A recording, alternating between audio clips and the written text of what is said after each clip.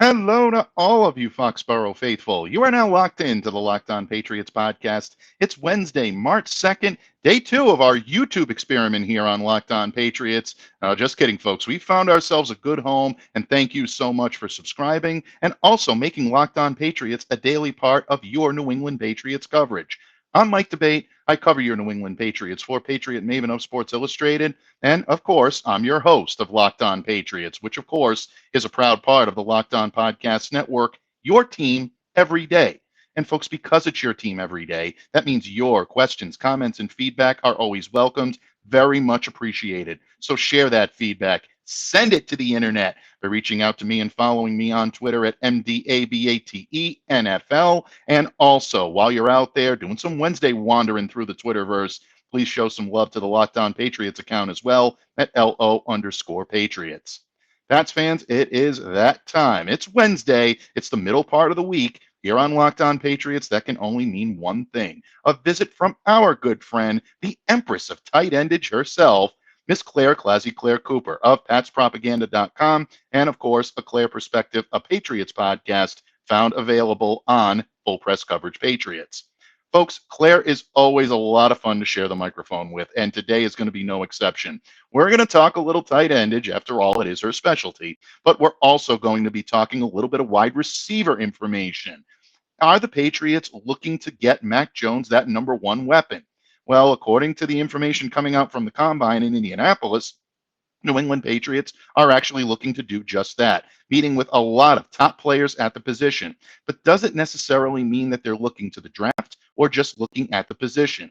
Patriots have a reputation of being a team that keeps its options open. Let's face it, that's all they've done under the Bill Belichick era. So will the Patriots be in the market for a wide receiver? Will they look to keep the talent they have in-house? If not, will they look to go to the draft? These are all the questions that Claire and I will talk about today. And here on Locked On Patriots, we always appreciate having our resident lady of Locked On join us every Wednesday to help get us through the midway point in the week with a little bit of class and a little bit of style, as only she can.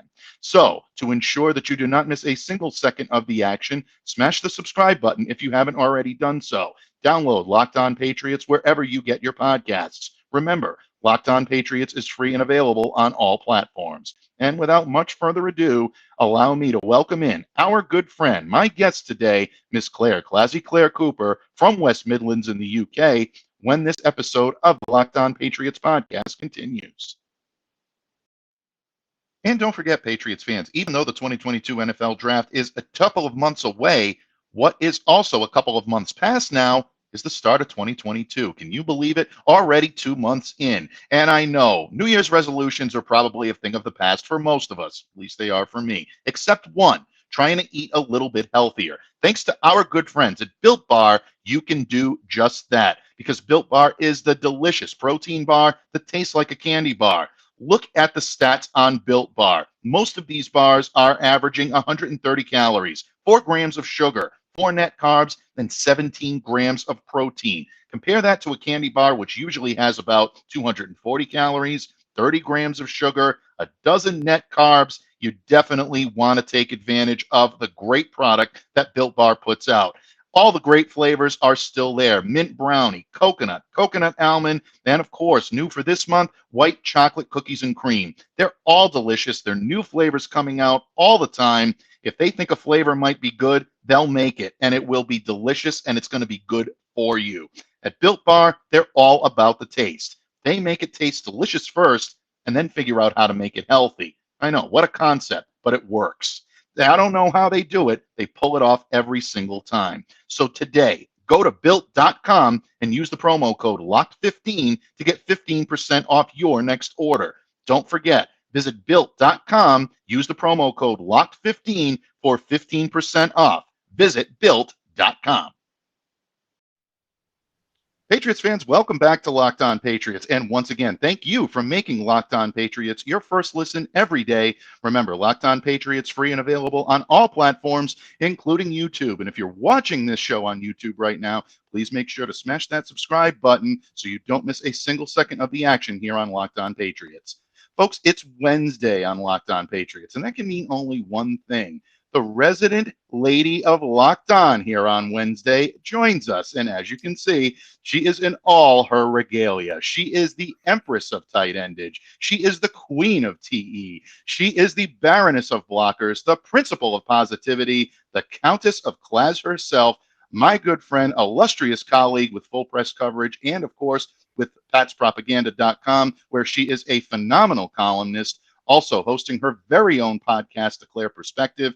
Folks, I tell you each and every week, it is one of the best Patriots podcasts out there from an entertainment value, from an informative value. Really, you cannot get much better than A Clare Perspective, the podcast. So make sure to subscribe to that right after listening or viewing this podcast.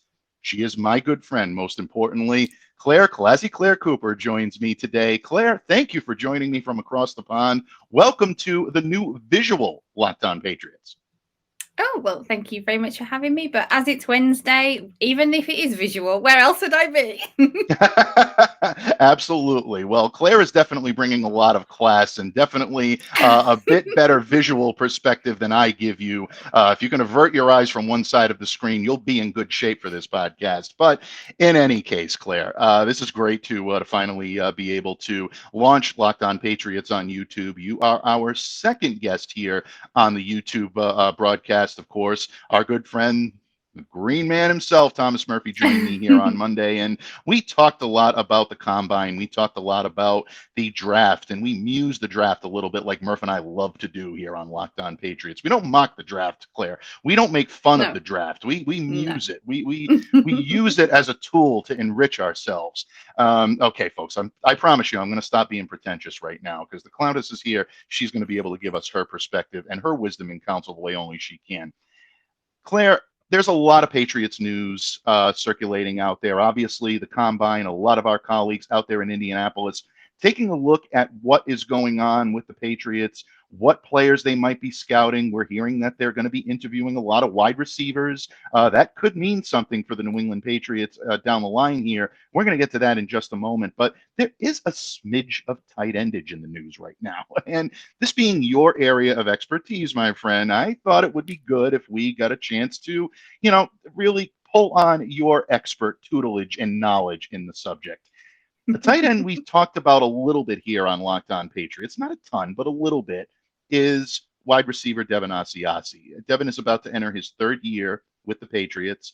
Former third-round pick, came over from UCLA. A lot of pedigree. A lot of people were hoping that he was going to be the new tight end of the future, or at least the pass-catching threat that a lot of people believed he would be.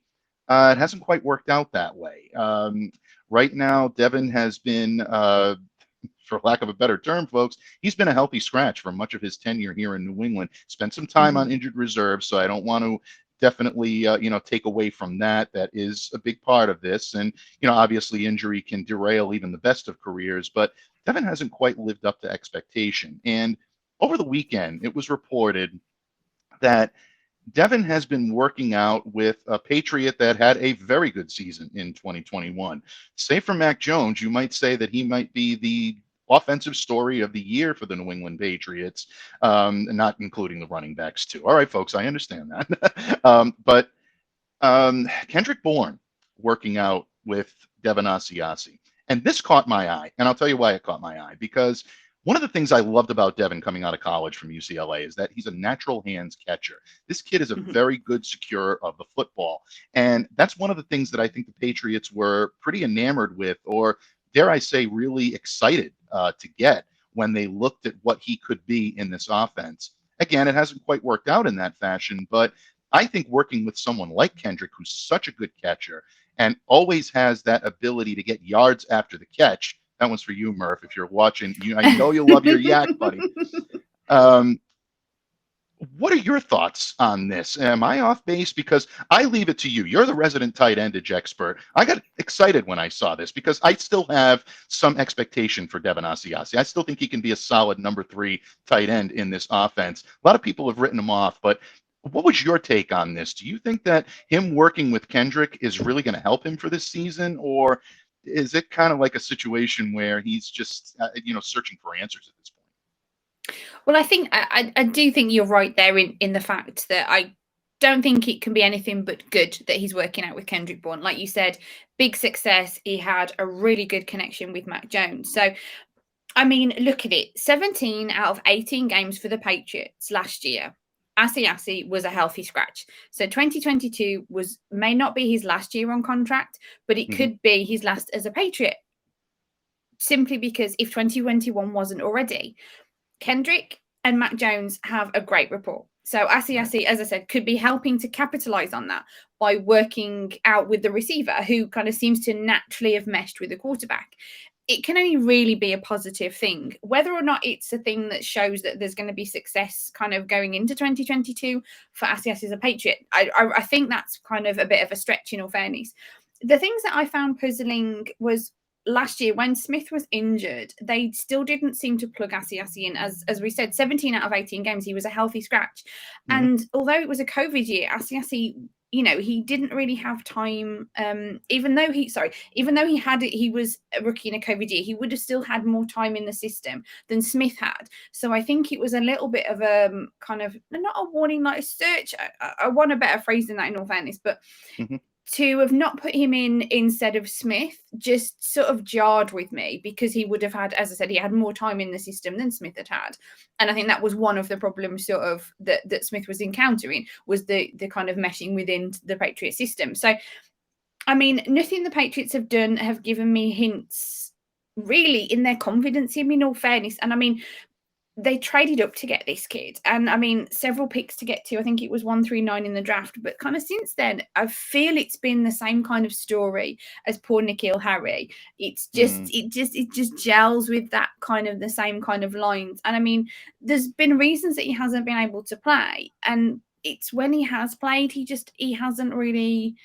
There hasn't been much there. Now, whether or not that's they haven't given him much, I mean, he was blocking and stuff, but we didn't really see sort of anything, you know, on his stat sheet, shall we say, that there isn't really much there. Now, as we know, this could be for various reasons. So there's multiple reasons. And as you mentioned, he lost time due to injury, and you can't hold that against a player at all. And I mean, I've got nothing against him whatsoever. I'm really not down on Asiasi, but I've seen some tape kind of at the time of when he was drafted, and I saw that was good. And a lot of other people were sort of telling me, as I've mentioned before, you know, this is your tight endage. This is your tight endage for, you know, kind of for this year when he was drafted. It was like, you know, you could look forward to him. We think, you know, there's good things coming from him. But now my gut kind of just says no. I mean, yeah. Working out with Bourne is definitely a positive, as you mentioned, as we've said. I just don't really think it really think it indicates as much. And I know that as media that they like to kind of look into, we kind of get we try and grow plants from seeds, in all fairness, sometimes when it comes to information. And it's because we're given so little that we have to kind of try and get so much. But I don't think it's a bad thing that he's working out with him. I mean, that's great. And I mean, Kendrick Bourne has got such a positive attitude that any kind of players that are sort of working together, maintaining that kind of bond, maintaining within the system, it is good. It's never a bad thing. I just don't know if it's really going to be of any significance for Asiasi. I mean, at this point, I must admit, I would be interested in what the Patriots could benefit as a trade with him. There's a lot of veteran tight ends that are going to be out there in free agency, and I think this is really something that is significant this year. So Asiasi may be a bargain to some of those teams that are going to possibly lose most of their tight endage when it comes to free agency, or they have to drop a lot of capital on their tight endage. I mean, there are several teams that all their top tight endage are onto free agency listing, such as the Cardinals and the Bucks, and that's just to name two. So, I mean, maybe Asiasi would benefit from a new start. Granted, some of this comes from a selfish perspective of mine, because I'm looking at the draft and I'm kind of hoping that the Patriots kind of will get their next thing, in all fairness. I know they've got Hunter and Smith, and we know that I love Hunter and Smith. I'm just wondering if they're going to clean out the closet when it comes to like the backups or the TE3s and things like this, and maybe draft me somebody. There's definitely a draft crush I've got my eye on out there, in all fairness, and he's a low round pick, or a later round pick, should I say. So yeah, that's coming from my personal tight endage enthusiast Hmm. preference, in all fairness. But I do, when I put that part of me to one side and do just look at Asiasi as a complete picture, it feels like it's kind of too long now. It Hmm. feels like if they were going to utilize him, if he was going to give us something, it would have happened by now. And I hate to be that impatient fan, but like I said, I think it really flows within the same pattern of Nikhil Harry, which I know he's not exactly a fan favorite with some, and some want to give him a chance. I just think the story sounds very, very similar. That they drafted. Okay, they didn't draft high, but they moved up in the draft, as I mentioned, to get him. He'd got this really quite a dynamic skill set, that kind of thing. And then he just wasn't really utilized. He had injury, he was out. This, that, and the other. He just didn't seem to have made that gel. Now, like you mentioned, this time with Kendrick Bourne might be his way of really making that gel sort of Hmm. happen, that mesh kind of happen within the team. But I don't think, I hate to be negative because I hate to be negative. That's just not my jam. I just don't really see him spending time working out with Kendrick Bourne makes this big significance to the jump that we've had, what we've had prior. Now, he's going to go and prove me wrong now. So he's going to be amazing this year, and they're not going to drop him. They're going to utilize him more than the Smith or something. And he's going to be like the next best tight end ever to have happened in New England, just to make me look bad, in all fairness. So, that's just how it tends to happen. That's how it's going to go. But my personal Patriot fan gut feeling is, I think he's just kind of gonna sip away quietly. I would like them to utilize maybe in a trade, because he's still a young kid, and he's still got a lot going for him. I'm just wondering if maybe this system isn't his system, and maybe he would benefit from elsewhere, because I'd like him to do well. I never want anyone, in the NFL to not do well, sort of thing, especially when it comes to tight endage. So I just hope that if he moves on, he really moves on into a system that he could excel at, because it'd be good to be able to sort of see what his full capabilities are, because we haven't really seen that. He really has just been this absence. So yeah, I mean, personally, ClazzyClare wouldn't mind if they kind of got rid and restocked, but yeah, and I don't think the Kendrick Bourne thing really indicates that anything significant. But hey, it's the Patriots. We shall see. Well, I think you make several good points. First of all, if Kendrick, or if I should say, if Devin does end up working with Kendrick and it proves you wrong, that's a good thing for the New England Patriots, because it means that he's moving forward. It means that he's actually settled into his role. So, nothing personal, Claire, but I mean, if he does, then that is a good thing.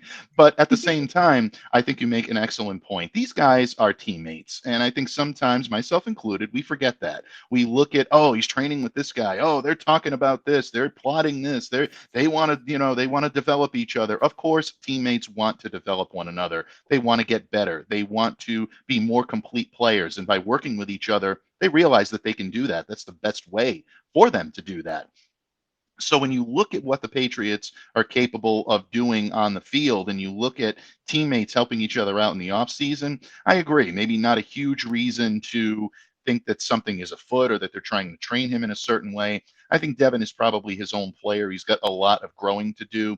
If, in fact, the Patriots decide that he doesn't fit this mold any longer, and that Jonnu and Hunter at the top of this depth chart is the way to go, then I think that's the way that they will go. And maybe, who knows, maybe they will bring in a tight end from the draft. We talked about a few last week here on Locked On Patriots. I know you've got your eye on somebody. I know that. If you haven't listened to last week's show, folks, please, by all means, go back, listen to last week's show. Claire was amazing in her analysis of some of the tight ends that are available in this draft, and she'll continue to do that here on Locked On Patriots, and we'll talk about that probably a little bit more next week. But I wanted to get your take on the whole Kendrick Bourne, Asiasi workout thing. It's not something that I think got enough play in the New England media, probably because of the combine and everything else that's going on. But these are the things that are significant, these little moves in the offseason that a lot of people don't pay attention to, that could lead to something. So who knows? Maybe it leads to Devin making an improvement, or maybe it leads to him, like you said, getting a change of scenery and maybe doing a little bit, better elsewhere. Mhm. Patriots also have Dalton Keene scheduled to return from injured reserve as well. Is he going to be that blocking presence that the Patriots need? Maybe an heir apparent to Jakob Johnson at the fullback position. You've discussed that several times. You've Yeah. been beating that drum before anybody. So there's a lot. There's a lot to digest here. And the good thing about the tight end position, Claire, is you have your tentacles on all aspects of the game. And that's something that you can always, it all comes back to the tight ends. It really Yeah, does. It affects the of course. quarterbacks, the running backs, the O line, everything, the receivers, and that's always a good thing. And speaking of the receivers, that's a great segue into the topic that we're going to discuss next here on Locked On Patriots. Folks, Claire is not just a tight endage expert, she has become one of the foremost Patriots experts. And when it comes to pass catchers, it's a pretty sore subject around here in New England. We'll be talking about the current crop of wide receivers still on this roster until March 16th, who might be the odd man out. Claire has her thoughts, and we'll share those with you when this episode of the Locked On Patriots podcast continues. Folks, football might be over for this season, but basketball is in full stream, both for pro and for college hoops. For all the latest odds, totals, player performance props, to where the next coach is going to land, betonline.net is the number one spot for all your betting needs. BetOnline remains the best for all of your sports scores, podcasts, and news this season. And it's not just basketball. BetOnline is your source for hockey, boxing, UFC odds, right through Olympic competition and information. Head to the website today or use your mobile device to learn about the trends and the action. Bet online, where the game starts. Welcome back, Patriots fans. We are talking here on Wednesday. It's Wednesday, so you know our resident lady of Locked On has graciously joined us here today to help us hit the midweek in style. And I'll run them down again because I know you love when I run them down. She loves when I run them down. The Baroness of Blockers, the Queen of TE, the Empress of Tight Endage, the Principal of Positivity. And you said in the previous segment, Claire, you don't like to be negative. Your name is the Principal of Positivity. How can you be negative? You can't. It's just not in her nature, folks. Of course, my good friend, the Countess of Class herself, Clare ClazzyClare Cooper, phenomenal columnist from PatsPropaganda.com, as well as the host of her very own podcast, A Clear Perspective, the podcast, which is available on FullPressCoverage.com and always available wherever you get your podcasts. Again, folks, smash the subscribe button. You will not be disappointed. But here today on Locked On Patriots, you are our resident lady of Locked On, and you've already given us your wisdom and counsel when it comes to tight endage, Claire. We appreciate that. It's always welcomed, always appreciated. But tight ends are not the only pass catchers on this team. And I know you're keeping a close eye, or sharp eye, I should say, on the Patriots wide receiving core. The Pats right now have some decisions to make at wide receiver. Obviously, the big question is whether or not the Patriots are going to go out and acquire that number one weapon for Mac Jones. We've heard that all up and down social media. Several colleagues of mine in the media have prognosticated on that. They've thought about that, what the Patriots might do to increase their value when it comes to this position on their roster. Jacoby Myers is a restricted free agent. Word has it, especially even yesterday coming from the Combine, that the Patriots and Jacoby have opened up negotiations. They're pretty optimistic that something's going to come down from this. And honestly, I don't think anybody expected Jacoby Myers to go anywhere. So him coming back is a good thing for New England. Mac Jones is very comfortable with him. And it looks like these two will continue to develop a nice relationship. And Jacoby is a solid receiver. But the fans still want more. They want the Calvin Ridleys of the world. They want Randy Moss 2.0, whoever that might be. They want the Patriots to go out and acquire that type of prolific player at that position. And look, I can understand it. I do recognize and I do appreciate how the Patriots fans especially feel about having that number one wideout. It's been a while since we've had that number one wideout that you can really get excited about, that makes the big play that makes us all jump out of our couches and out of our seats when we're watching games on Sunday. But you and I both know that the Patriots kind of dance to the beat of their own drum. They don't really, they have a plan and they're going to stick to it. There are several receivers on this roster that have, how should we say, questionable futures. Nikhil Harry, I think, is probably the biggest pariah right now on this roster.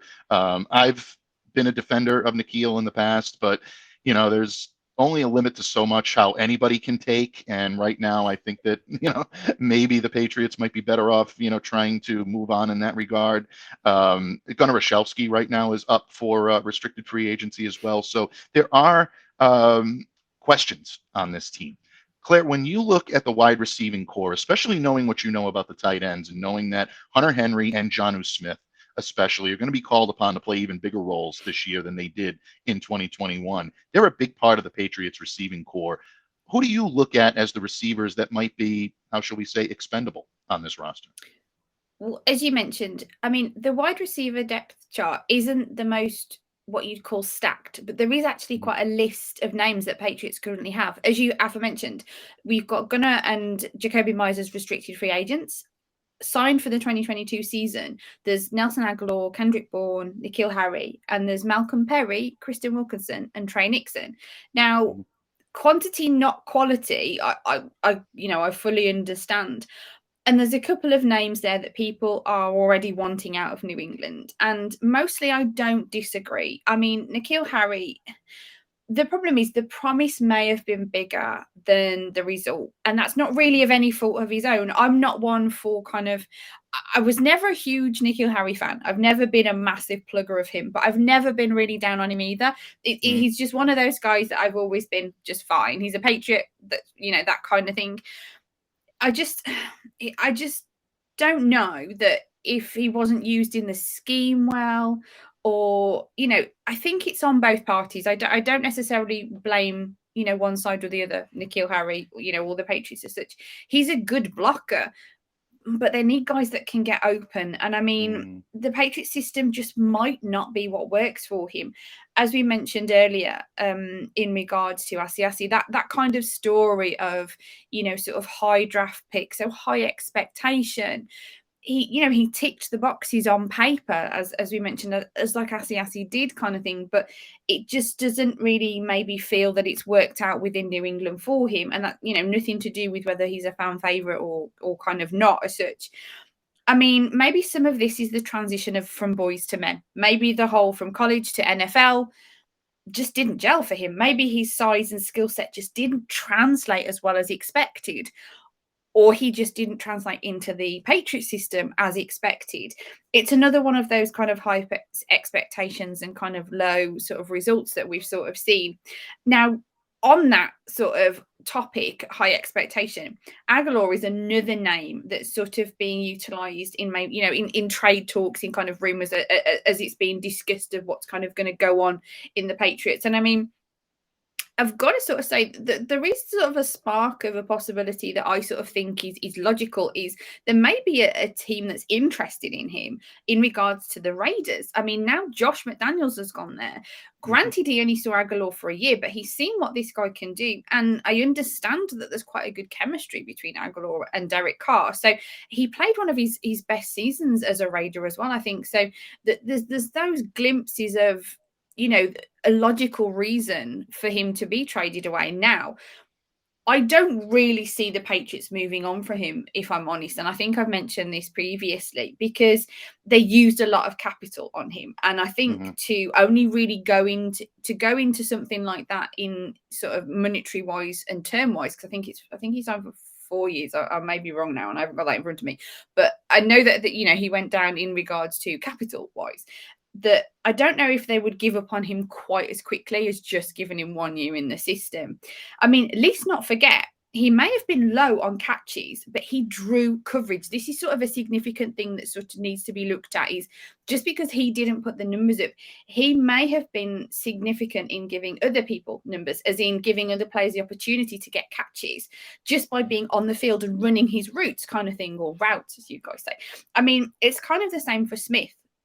Big price tag, not really much to show for it in a year, but he still, had some integration and some usage. It will be really interesting to see how plays are called now that Josh has kind of, as McDaniels has left, and if these guys do develop more in the system, or maybe even less. So I think for me, when it comes to the wide receivers, I just can't see really what the use of Nikhil Harry is. I think they got out of him what they're going to get out of him, and I think that was just blocking. And I don't know if with the strength of the offensive line, if this, particularly if they make any moves like in the draft or free agency, you don't really need a wide receiver that's really blocking. You need him for more than that sort of thing, particularly as you said, if Hunter Henry and Jonnu Smith have a step up in their second year. Granted, I mean, in all fairness, I personally as a tight end enthusiast don't really feel that Hunter needs to. I think he had an epic year, but if he does kind of transition further in his second year as a Patriot and Smith brings it as well, the usage of a large wide receiver who really only kind of gives you much blocking it's just not really going to be there for its worth, and he's going to be taking a spot in a roster that's going to be necessary for another body for in another way. I mean, when it comes to that, I think the popular opinion is to move on from him, and granted, I think it just seems to make sense, particularly if they gain from it in any way. Aguilar, although what I mentioned, I think he's in the system for another year. I think there'd be, if they did go and trade him, particularly to the Raiders, I really don't think I'd be surprised, because it's moving him back into somewhere that he was more successful. However, I mean, I kind of see him in the system for another year, as I've said. I mean, Bourne obviously contracted and performed really well. Of the list that may go somewhere, I really hope that Myers isn't on it. As you mentioned, they were in talk, so I really hope that comes out of it, because he's been in the system. He's a Patriot. I really think he's somebody that they kind of need to keep. I think that's imperative to go forward with that and with Bourne. I'm fine if Aguilar is utilised for a trade, etc., but that's just me personally. I think looking at the logic of it, as I said, I think it's doubtful. They put too much money in him to kind of move on from 1 year. It's just if the demand for him suddenly comes from somewhere, which you think with what he did last year in New England, because we're sort of discussing him as in possible trade capital, you don't really think he's going to be one of the ones that sort of people are seeking out to be like, oh yeah, we'll give you some trades for him. We have to have Nelson Aguilar on our team, kind of thing. So I don't really think that's sort of going to be an issue. So I think, personally, I think he's going to stick around. And if he does, no issue. As I said, he drew coverage. I think that a lot of the plays happened because he was drawing coverage, because he's got speed. So hopefully he can get into the system a bit more. He can be utilised a bit more. Maybe he develops that connection with Mac a bit more, so we kind of get from him a bit more, and then everybody will kind of, it'll be great. It'll be fine. It'll be wonderful. So, I think really, if you were to stop any kind of Patriots fan in the street, wherever you did so, I think Nikhil Harry is just the obvious choice. And I hate to bag on a guy, I do, because as I mentioned, I am not a negative person, and I don't think he's a bad player. I don't think he's trash, and all these other things that people do like to easily throw around sometimes that I think is just way too harsh. I just feel, looking at him, they've given it a go. Try and get something for him while you can, because there's plenty of wide receivers that are kind of like coming up in the draft that I know a lot of people are excited about and stuff like this. And even in free agency, if they can sort of juggle things around cap space wise, because I know that it's not significant this year, I just think he's taking up a roster spot now that you could bring up a player and develop, or you could plug in a new player. And I just think, unfortunately, he is really kind of exposable now, in all fairness, if you like, and disposable. Sorry, I'll get the word right. Would help. We know what you really meant. You know what, you always know what I mean. That's fine. But yeah, I think unfortunately, with no reflection on his talent, I think he's just disposable in the Patriot system. I think the sort of time and effort needs to go into developing a guy who's already in the system, or bringing a brand new one in, that kind of thing. I know there's lots of calls for wide receiver one, and I don't think losing Bourne, Myers and Aguilar really is the place. So it's like, it's a little bit of a kind of, it's a given really. He just seems so obvious, and I don't think anybody will be surprised if he's the slot that becomes open for wide receiver.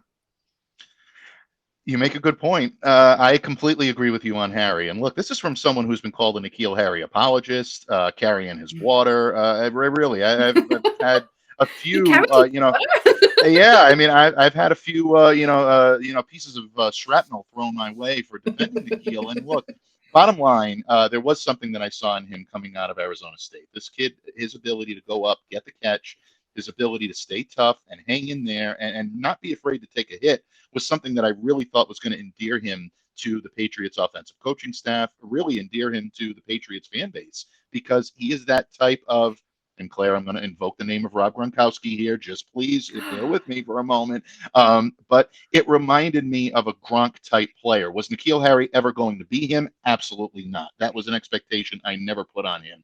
But it reminded me of the type of style that he wanted to play, and something that if the Patriots wanted to keep that type of style, Nikhil was more than capable of, shouldering that load. But for some reason, it just hasn't been a fit. I don't know if it's the precision route running, if it's the cuts, if it's the ability to stop on a dime. The Patriots' offensive system is very precise. Every single move they make is designed to counteract what your opponent is doing. Your opponent thinks you're going to go into this spot.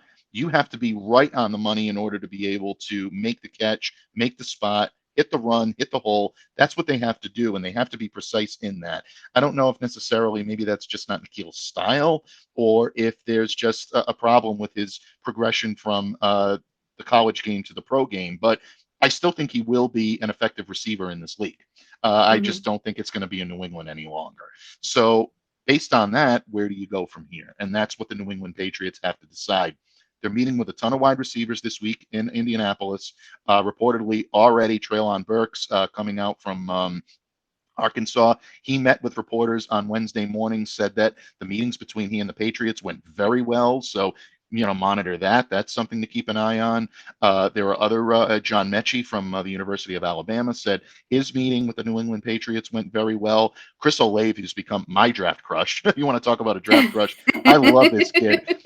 Evan Lazar and myself love precise route runners. It just really does something to us when we see these guys on film. And Olave, I think, is the best pure route runner in this draft. And, Jameson Williams, also from the University of Alabama. All of these guys meeting with the New England Patriots. So there's a lot of indications that New England is looking to give Mac additional targets this year.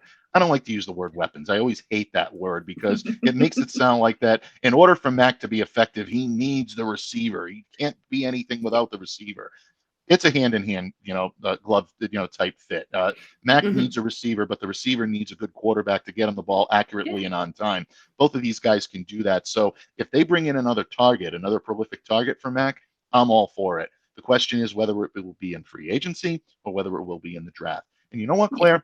That might be a good topic for the next time we talk here on Locked On Patriots. I've enjoyed this thoroughly. It's been great to see you on the other end of the microphone now. We've been in the dark for far too long. You didn't think I was going to let you go without sliding you didn't think you were going to slide that Boys to Men reference underneath, did you? You really didn't think I was not going to comment on that?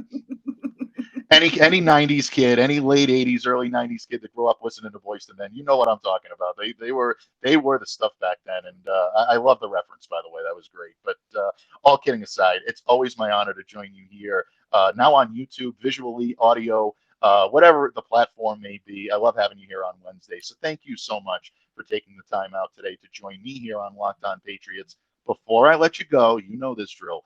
Please let all of our listeners know where they can find you, where they can interact with you on social media, and what we can look forward to in the coming days and weeks from the great pen and the great voice and accent of Clare ClazzyClare Cooper. Of course. Well, as you all know, you can get me on Twitter at ClazzyClare, which is ClazzyClare. You can read my stuff at patspropaganda.com. We're kind of off for the moment, but I think we're going to be coming with some draft stuff. So there's going to be some tight-ended draft stuff on patspropaganda.com from me. So if you want a bit of tight-ended, then, hold on to your hats, folks. I'm allowed to run free when it comes to that. But and my podcast, Declare Perspective, as you mentioned, courtesy of full press coverage patriots.com. So the latest episode was last Monday, I believe. I'm usually out every kind of 2 weeks because I don't want to bombard people. There's only so much of me that people can take, really. But my episode was out last week. So if you've missed that, then please go and check it out. But you will find that I'm going to be recording next week, hopefully straight after the combine with someone. So keep your eyes peeled for that. But yeah, or places that you are available to get your podcast, you can get a Clare perspective. And as you guys all know, I am the third voice of One Patriots Place with Steve Balistreri and Thomas Murphy, and we are there for you each and every week, courtesy of Absolutely. Sports. Absolutely. And of course, Murph was our guest yesterday. Steve will be our guest tomorrow. So a lot of stuff going on here with the New England Patriots and all of the draft coverage, the combine coverage, free agency coverage. We'll have you covered here, but each and every Wednesday, the Countess of Claz herself joins us not only to class up the place a little bit, after all, it is her name. She lends that class, but also to lend her wisdom and counsel and her insight that only she can provide. And folks, let me tell you, when it comes to insight and when it comes to evaluation, she's second to none. Don't let her tell you otherwise. It's the truth. Clare, thank you very, very much for joining me here today. Until next time, continue to stay safe, stay well. Folks out there, please, thank you from the bottom of my heart for continuing to make Locked On Patriots your first listen every day. Remember, just like a Clare Perspective, a Patriots podcast, Locked On Patriots is free and available on all platforms. So stay locked in so you don't miss 1 second of the action here on the Locked On Patriots podcast. Until next time, stay safe, stay well, be the change you wish to see in the world. Have a great day, everyone.